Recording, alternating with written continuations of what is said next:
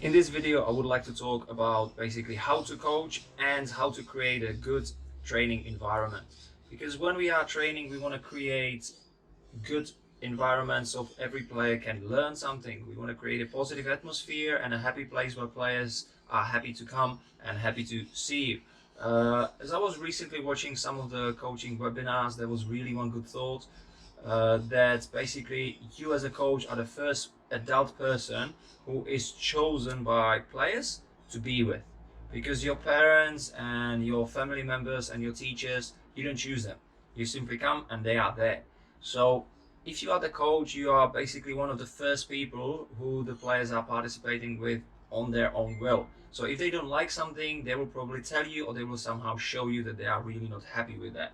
So we want to be sure that we create an atmosphere where the players are happy to come, where they are happy to be with their friends, with you, and they are happy to play football as well. So when we're talking about the training environment, about how to coach, what we want to enhance and what we want to encourage every player to do, for sure we can agree, is independent thinking. So our training design, our session has to be always supporting that aspect of the player's development. As we have spoken earlier, the game has certain aspects. We have the aspect of technique, tactic, physical aspect, and the mental aspect. So what we want our players to do, what we want our players to experience in every session, is to create their own thinking environment. So we want to create and build up any exercises we can where our players can think independently and they can come up with certain solutions, and we can enhance the creativity.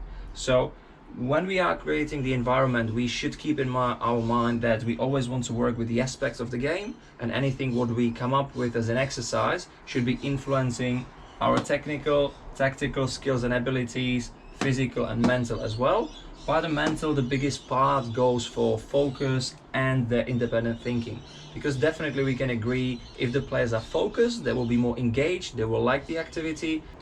When we're talking about training environment, we definitely need to mention the role of the coach. So what is the role of a coach in the training process? What do you think it is? By my opinion, it is coach is the facilitator of the learning. So whatever you come up with, whatever you create, it's supposed to be an environment where the players can learn something new. Session can be amazing and players don't even have to be tired.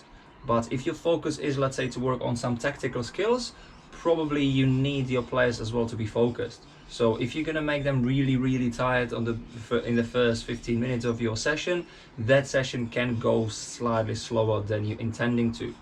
So role of the coach is basically to facilitate all the learning.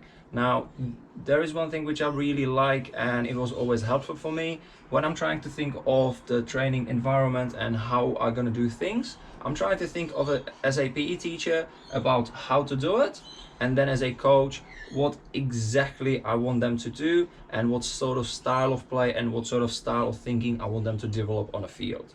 So as a coach, as the facilitator of the learning, my job is always to make sure that if I see that the exercise is not working, I'm able to make it easier. If I see that the players master this topic and we want to move ahead, I'm able to make it harder. So I'm playing with the conditions of the game, I'm playing with the rules of the game, but I am effectively doing the game.